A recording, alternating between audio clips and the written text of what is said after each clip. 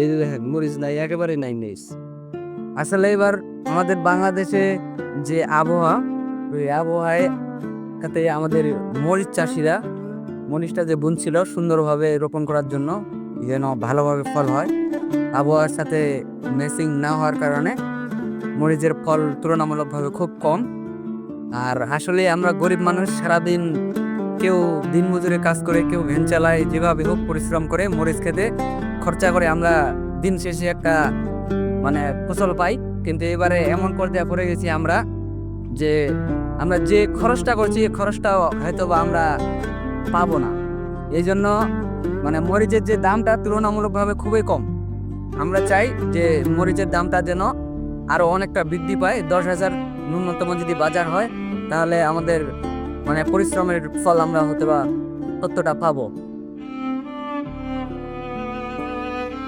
প্রথম পুরো দ্বিতীয় ভাইয়া, ও দ্বিতীয় মরিচের ফলনটা যদি আকাশের বৃষ্টি হয়, আকাশের বৃষ্টি এবারে দেরিতে হওয়ার কারণে মরিচের ফলন খুবই কম। বৃষ্টিটা যদি আগে হইতো তাহলে ফলন আরো বেশি হতো। যে সময় বৃষ্টিটা হয়েছে এই সময়ে মরিচের ফুল ফল সম্পূর্ণভাবে আসার কারণে বৃষ্টিতে মরিচের ফল নষ্ট হয়ে গেছে।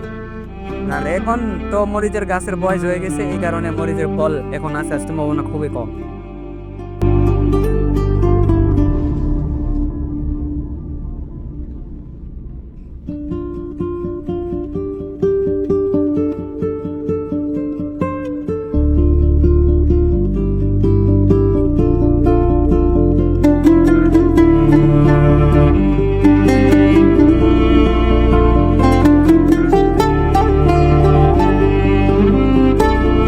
মরিচ নাই, একটা গাছে 1 কেজি উপর মরিচ হলে লাভ হইতো। 1 কেজি মরিচ কম আছে, এটা তো লাভ হবে না, চালানটা আসতে পারে।